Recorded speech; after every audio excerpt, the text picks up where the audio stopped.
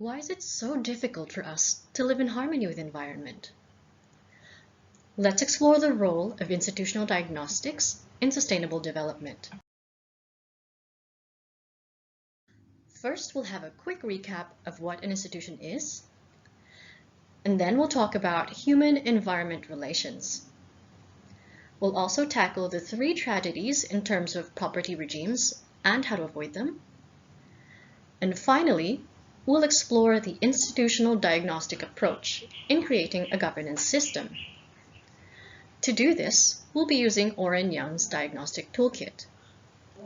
Oran Young is from the Donald Bren School of Environmental Science and Management at the University of California. Since we'll be diagnosing institutions, we should first be clear as to what an institution is. Let's do a quick run-through.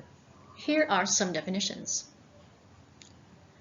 So, an institution is said to be enduring.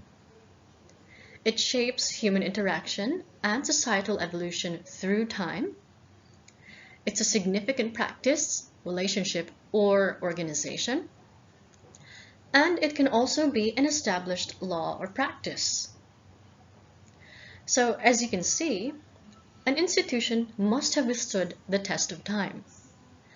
Aside from its longevity, it also has to be highly significant and well established. Now here's a list of what comprises an institution. Common examples are usually organizations, such as those in religion, education, government, and so on. But not all organizations are institutions, and not all institutions are organizations. For instance, marriage is an institution. Also, capitalism is an economic institution as well. Now, how does an institution fit into human-environment relations? Human-environment relations is the interaction between socio-political conditions with the biophysical systems involved. Now, when there is a mismatch in the social and biophysical components, you have a problem of fit.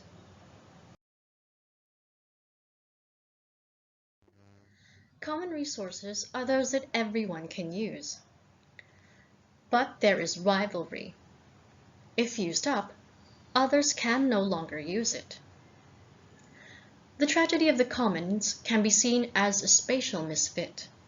When left unchecked, an individual will always use the property to his advantage, regardless of others. This sadly leads to overexploitation. It's like the prisoner's dilemma in game theory. Individual rationality or personal gain is a dominant strategy favored over collective cooperation. To address this, we can employ either collective action by imposing rules, having transparency, developing inspection procedures, and even imposing sanctions on violators. Or we can bank on social practice. For example, adhering to cultural norms, belief systems, having socialization, and encouraging habits of obedience. Privatization was said to address the tragedy of the commons. Here, the private individual will be more responsible, as the owner will also be carrying all the costs, unlike in the commons. But this regime isn't foolproof. It too has its own tragedies and market failures. One is killing the goose that laid the egg.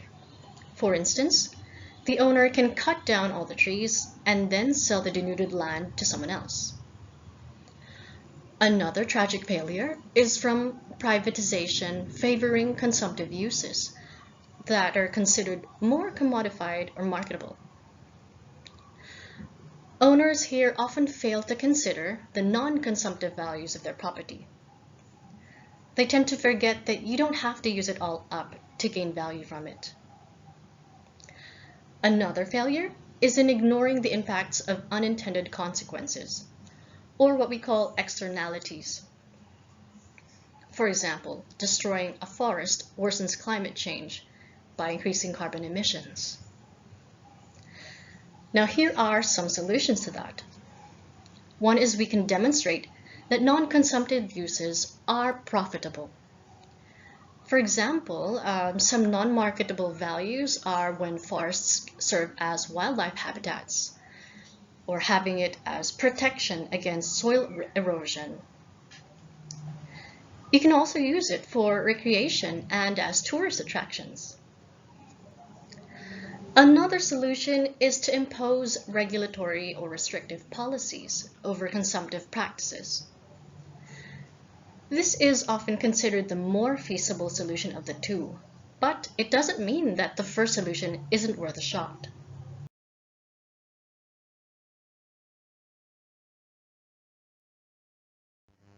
Now, in the public domain, the state usually owns the resources that all people can use.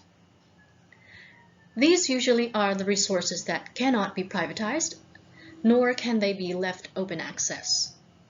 For instance, without government regulation, coastal water resources could be depleted, and fishers could run out of fish to catch.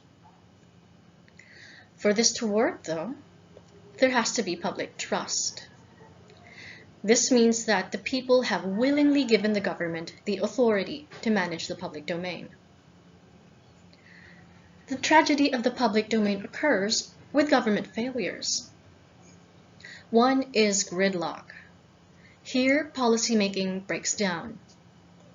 There are usually very elaborate checks and balances that lead to paralysis or unhelpful compromises. Another example of when gridlock happens is when coalitions are unable to win, so they just block unwanted policies rather than to lose.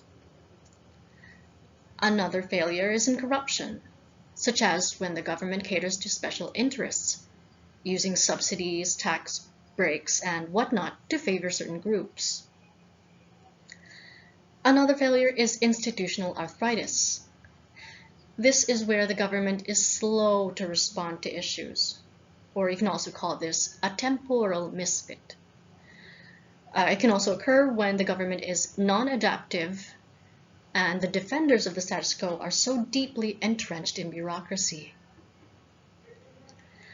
So if in the tragedy of the private property we are faced with market failures, in the tragedy of the public domain, we need to be vigilant over government failures. All these tragedies are man-made, and they stem from our decision-making. Back when our activities were local and small-scale, tragedies were easier to manage. But now that society operates globally and at large scales, the tragedies have become unwieldy. We need to work twice or even thrice as hard to address these massive concerns. There are two types of strategies used to address the environmental tragedies. One is a top-down approach. This involves rulemaking and implementing those rules throughout the community. One of the things handed down to us are property rights. The other is more bottom-up. These include norms governing the community. These norms and behavior are rooted in social practice. In this sense, we practice our property duties because we are responsible for what happens to resources in our custody. According to Oran Young, there is no single strategy that can provide surefire recipes to avoid the tragedies. We need to mix and match, coming up with tailor-fit solutions best for the unique situation.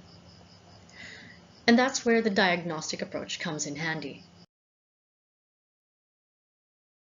Like how an engineer designs a bridge, or an architect would craft a building blueprint, decision makers need to devise a governance system tailor-fit to a specific scenario.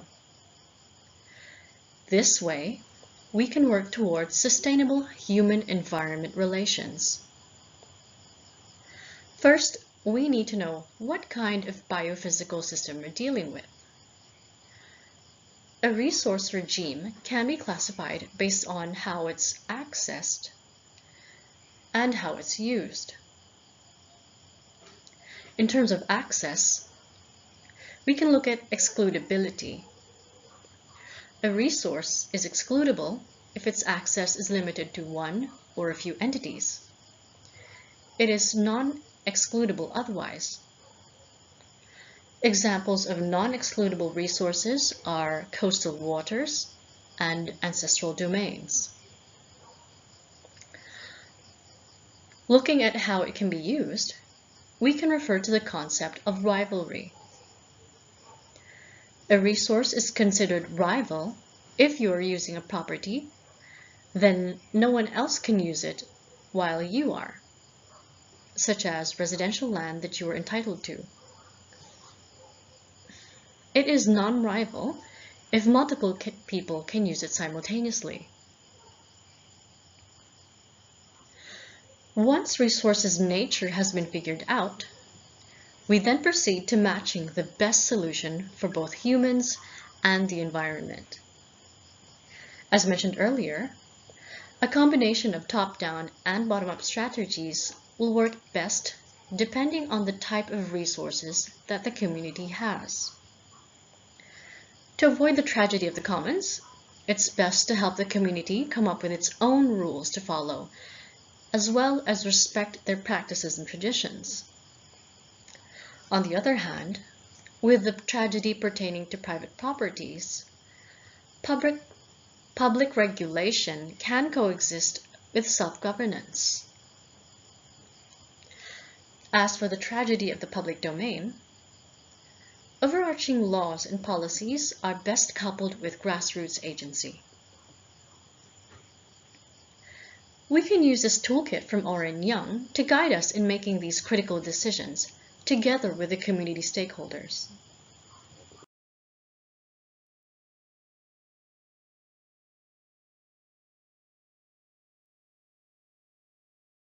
Here are the major references that I used in this discussion.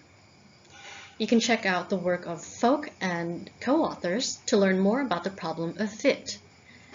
And you can also look at Oran Young's work on institutional diagnostics in the International Journal of Commons. And that ends this video presentation. I'm May Gordon-Cilio. Thank you so much.